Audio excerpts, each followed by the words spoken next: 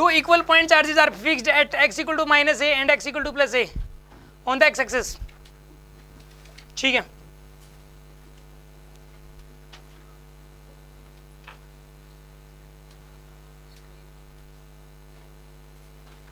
एक तो x equal to plus a पे है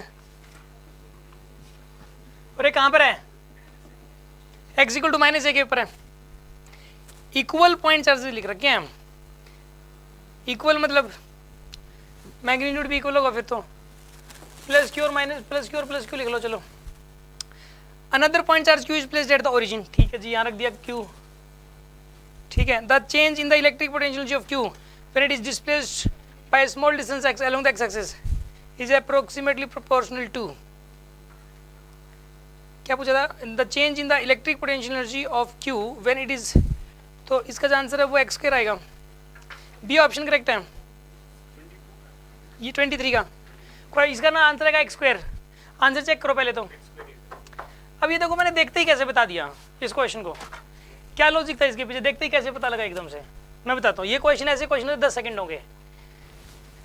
मैं आपको एक बात बताता हूँ, मैंने ना एक केस करवा रखा है. उस केस का आपको ना वीडियो लिंक मिल जाएगा अगर नहीं कर रखा किसी ने, कि अगर दो चार्ज हो और ये एक चार्ज रख दिया, ये माइनस का होगा जरूर, या फिर चाहे माइनस का नहीं है, मतलब या इसको अगर प्लस का है तो इधर थोड़ा शिफ्ट कर दो इधर, और ये फिर एसएचएम करेगा. यहाँ पे क्या करेगा, ये एसएचएम करता है. क्या करता है ये एसएचएम. और ये नेगेटिव है तो थोड़ा ऊपर भी शिफ्ट कर दोगे तो एसएचएम करता है ऐसे ऐसे. पॉजिटिव है तो ऐसे शिफ्ट कर दोगे तो ऐसे ऐसे एसएचएम करेगा. और नेगेटिव है तो ऊपर कर दिया तो ऐसे ऐसे एसएचएम करेगा. ये एसएचएम करता क्यों है ये समझो आप. ये एसएचएम करता इसलिए है क्योंकि देखो, ये मान लो यहाँ शिफ्ट, मैं थोड़ा मतलब इतना करना तो थोड़ा सा ही ऊपर शिफ्ट है. अगर ज़्यादा शिफ्ट कर दिया तो एसएचएम नहीं होता, फिर सिंपल ऑस्किलेशन होता है.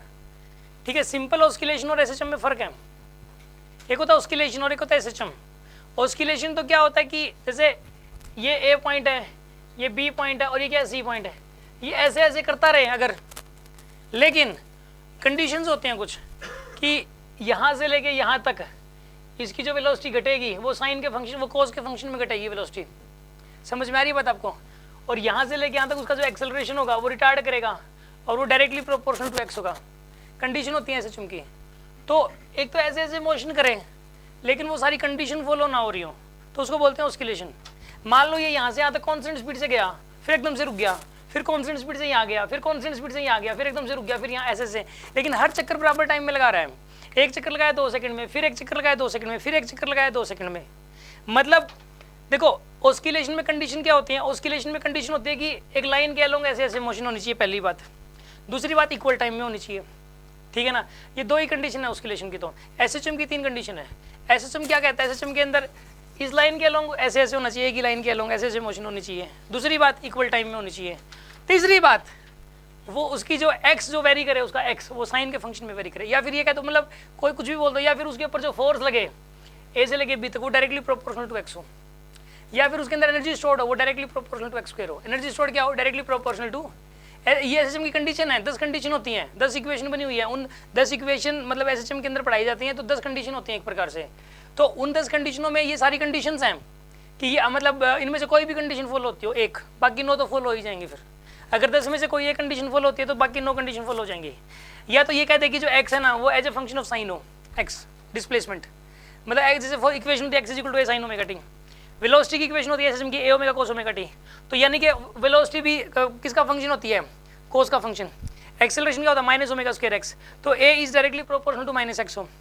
ठीक है ना. इसी तरीके से आप समझ गए कंडीशंस एसएचएम की. तो एसएचएम की कंडीशंस आते हैं फॉलो होना जरूरी है. और जितनी भी एसएचएम है वो सारी ऑस्किलेटरी मोशन तो है ही. हर एसएचएम को ऑस्किलेशन कहा जा सकता है, लेकिन हर ऑस्किलेशन को एसएचएम नहीं कहा जा सकता. समझ में आ रही है बात आपको. एक होती है पीरियोडिक मोशन. पीरियोडिक मोशन अलग होती है. पीरियोडिक मोशन में पता है कंडीशन क्या होती है, बस वो पाथ रिपीट होना चाहिए और इक्वल टाइम में होना चाहिए. बस जरूरी नहीं है स्ट्रेट लाइन हो. मतलब ऐसा हो सकता है कि एक बॉडी ऐसे गई, एक चक्कर लगाया 2 सेकंड में, फिर एक चक्कर लगाया 2 सेकंड में, फिर एक चक्कर लगाया 2 सेकंड में, वो पीरियोडिक मोशन है. इसके अंदर क्या है कि पाथ रिपीट हो रहा है और इक्वल टाइम में हो रहा है. ठीक है ना.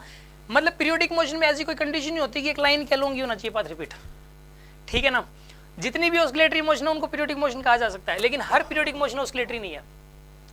3 मोशन है. पीरियोडिक मोशन की कंडीशन क्या होगी पीरियोडिक की, तो पाथ रिपीट होना चाहिए, इक्वल इंटरवल ऑफ टाइम में होना चाहिए, बस पाथ कैसा मर्जी हो, पाथ से ऐसा हो, टक टक टक टक ऐसे की बॉडी 2 सेकंड में एक चक्कर, 3 सेकंड में एक चक्कर लगाया, फिर 3 सेकंड में एक चक्कर लगाया, तो ये पीरियोडिक मोशन है। लेकिन ऑस्किलेटरी मोशन में क्या है कि पाथ रिपीट होना चाहिए, इक्वल इंटरवल ऑफ टाइम में होना चाहिए और एक लाइन के अलोंग होना चाहिए। ये क्या होगी ऑस्किलेटरी। और ये बताइए एसएचएम क्या होती है, पाथ रिपीट होना चाहिए, इक्वल इंटरवल ऑफ टाइम में होना चाहिए, एक लाइन के अलोंग होना चाहिए और वो कंडीशन भी फॉलो होना चाहिए। सब कुछ आ गया उसके अंदर, तो मतलब बहुत ज़्यादा स्पेसिफिक हो गया एसएचएम। तो फर्क समझ में आ गया आपको तीनों में। चलो अभी बात हो रही है किसकी, अब लेकिन एक और बात सुन लो, यहाँ पे अगर यहाँ पे एक नेगेटिव चार्ज रख दूँ मैं, उस नेगेटिव चार्ज को मैं मान लो मैंने थोड़ा ऊपर शिफ्ट कर दिया, -q ऊपर शिफ्ट कर दिया, तो ऊपर ये वाला चार्ज इधर फोर्स लगाएगा और ये वाला चार्ज इधर फोर्स लगाएगा। ये बताइए ये फोर्स इधर की तरफ लगेगा ना, ये फोर्स इधर की तरफ लगेगा, तो ये चार्ज वापस आ जाएगा यहाँ तक, फिर उसके बाद नीचे निकल, ये वेलोसिटी आ चुकी होगी यहाँ तक आते आते, तो फिर नीचे निकल चुका होगा, नीचे निकलेगा तो इस चार्ज की वजह से फोर्स इधर लगेगा और इस चार्ज की वजह से इधर फोर्स लगेगा, तो नेट फोर्स ऊपर लग जाएगा, तो फिर ये ऊपर फिर से जा चुका होगा। इस तरीके से ये मोशन करेगा। ये ऑस्किलेटरी मोशन तो पक्का होगी। कैसी मोशन होगी ये, लेकिन अगर ये जो जितना ऊपर शिफ्ट कर रहे हो यहाँ से यहाँ तक ये डिस्टेंस x, अगर ये वाली x वेरी स्मॉल हुई, ये वाली x क्या हुई वेरी स्मॉल, तो फिर ये एसएचएम भी हो जाती है, फिर एसएचएम की कंडीशन फॉलो हो जाती है। अगर आप इसने बहुत ज़्यादा ऊपर ले जाके छोड़ दिया ना, बहुत ज़्यादा ऊपर ले जाके, तो ये वापस तो आएगा और ऐसे ऐसे मोशन करेगा, लेकिन वो एसएचएम वाली कंडीशन फॉलो नहीं हो पाती। इस चीज़ का प्रूफ किया जा सकता है, इस चीज़ का मतलब एक वीडियो है उसमें ये प्रूफ किया गया है कि अगर ये x वेरी स्मॉल हो यहाँ से यहाँ तक, तो इसकी जो मोशन है वो एसएचएम ही है। मैं एसएचएम की कंडीशन से रिलेट करवा देता हूँ, उसमें मैं ये शो कर देता हूँ कि इसके ऊपर लगने वाला जो नेट फोर्स है वो डायरेक्टली प्रोपोर्शनल टू x है, तो एसएचएम की कंडीशन फॉलो हो जाती है, तो यानी एसएचएम हो रहा होता है। समझ में आ रही है बात आपको। याद रखिए आप कि दो पहला, अब देखो फाइनली रिजल्ट क्या याद करना है आपको, फाइनली क्या माइंड में सेट करना है कि अगर 2 पॉजिटिव चार्ज हों, कौन से चार्ज हों, पॉजिटिव, ये एक पॉजिटिव है और ये एक पॉजिटिव है, और इनके बीच में अगर पॉजिटिव चार्ज ही रख दें तो ये एसएचएम कर सकता है, लेकिन इस लाइन के अलोंग करेगा, इधर शिफ्ट कर दो थोड़ा सा, ये वापसी ऐसे ऐसे मोशन करता रहेगा। और नेगेटिव चार्ज हुआ ये वाला, तो बताइए ऐसे ऐसे मोशन करेगा। ठीक है ना, एक बात तो ये बात करनी है माइंड में सेट। दूसरी बात, इसको अगर आपने बहुत ऊपर ले गए तो फिर कौन सी मोशन होगी, ऑस्किलेटरी, एसएचएम नहीं होगी। और हल्का सा ही ऊपर शिफ्ट किया तो क्या होगी बताइए, एसएचएम होगी। आगे बात समझ में आपको। इसका एसएचएम का टाइम पीरियड याद कर लेना आप, टाइम पीरियड टाइम निकल भी जाएगा वैसे तो, उसके अंदर निकाला गया है, मतलब जो है वो मैं आपके पास लिंक भेजूंगा आज ही, ठीक है ना। तो इसके अंदर जो है ना, इसमें वो जो टाइम पीरियड है ना वो याद कर लेना, फॉर्मूला क्या है। अब सुन लो अगली बात, यहाँ पे जो है ना इसके अंदर x क्या होना चाहिए, वेरी स्मॉल, x क्या होना चाहिए, वेरी स्मॉल। क्वेश्चन था क्या, अच्छा आप सुन लो, हाँ एसएचएम जब हो रही होती है ना तो उसकी कंडीशन होती है कि potential energy is directly proportional to x square, ठीक है ना। उस देखो फोर्स इज डायरेक्टली प्रोपोर्शनल होता है -x के, एक कंडीशन तो ये है। अगर कोई एग्जाम में कह दे कि x इज वेरी स्मॉल तो एसएचएम तो हो रही है, और ये कह देगा फोर्स बताओ किसके डायरेक्टली प्रोपोर्शनल, तो -x आएगा इसका आंसर। और एनर्जी स्टोर्ड क्या होगा, directly proportional to x square, क्योंकि ना स्प्रिंग क्या, ये क्यों आया x स्क्वायर डायरेक्टली प्रोपोर्शनल। एक बात बताओ, स्प्रिंग क्या करता है, एसएचएम करता है proper. Spring is the best example of SHM. Spring हमेशा एसएचएम करेगा ही करेगा, अगर उसको ऐसे करके छोड़ दोगे तो एसएचएम करेगा। और स्प्रिंग में एनर्जी स्टोर्ड कितनी होती है, फॉर्मूला क्या होता है, हाफ के x स्क्वायर, क्या होता है हाफ के x स्क्वायर। तो एनर्जी स्टोर्ड कितनी होगी उसमें, directly proportional to x square होगी। तो स्प्रिंग में अगर energy directly proportional to energy stored x square के डायरेक्टली प्रोपोर्शनल होती है, तो हर चीज़ वो एसएचएम करेगी, जो कोई भी दुनिया में कोई भी चीज़ एसएचएम करेगी, उसके अंदर जो एनर्जी स्टोर्ड होती है वो directly proportional to x square ही होगी, उसकी जो पोटेंशियल एनर्जी होगी, क्योंकि स्प्रिंग के अंदर भी potential energy half K x square होती है। आगे बात समझ में आपको। इसके अंदर ए की बात करें तो डायरेक्टली प्रोपोर्शनल टू -x होता है, क्योंकि force directly proportional to -x है। आगे बात समझ में आपको। जो काइनेटिक एनर्जी होती है इसकी, काइनेटिक एनर्जी वो directly proportional to -x square होती है, ठीक है ना। ये एसएचएम के दौरान समझ में आएगा ये कैसे आया, मैंने अभी तो याद कर लो। और इसके अंदर टोटल एनर्जी कांस्टेंट रहती है।